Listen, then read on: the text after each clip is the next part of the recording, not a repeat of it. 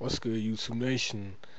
The New York Knicks are doing pretty well in basketball right now. Their record is 16-9. I believe they're behind the Boston Celtics in the Atlantic Division in the Eastern Conference. I guess the Knicks requiring Stoudemire has been a blessing to that team and to that franchise. However, if you're a Phoenix Suns fan, you probably feel devastated that you guys lost Stoudemire, who was a big part of your team for the past 5 or 6 years now. It was one thing when you guys lost Sean Marion, who was also a good player, a versatile player, but to have lost Stoudemire, I just knew that team wasn't going to be the same when they lost him. And the results speak for themselves. The Suns are 11-12 right now, and I kind of feel bad for Nash because I know he's in his 30s. He's like what 30 some years old, and he's only got a couple of years left before he retires. And I would hate for him to leave the game without a championship because he's always been one of my favorite players for a good while. It's a beautiful thing to see a point guard who loves to get his teammates involved, but also is a scorer himself. I mean, I think that's just a cool thing. So hopefully he'll be able to get one before he retires, and he won't be ringless like Charles Barkley, Reggie Miller, Karl Malone, Stockton, and other great players that retired without a championship.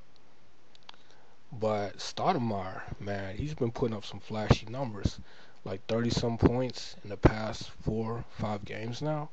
Guy's been on a tear. And if you're a Knicks fan, I know you probably thrilled with what you see is going on. So I guess the question is this any indication that the Knicks will have a good season, or is this only temporary?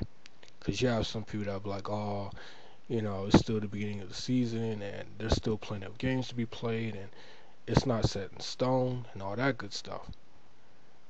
I've also seen people talk about how Stoudemire wouldn't be able to fare without Nash.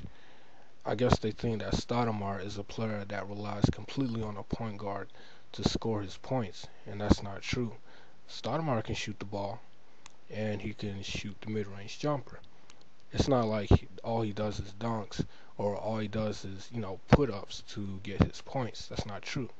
Now, it is true that you have some players that rely completely on a point guard, let's say a Chris Paul, to get their points.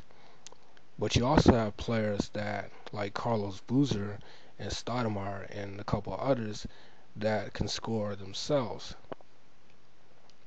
It's a great thing to have a point guard to help you get your points, but it's also a great thing to be able to score yourself.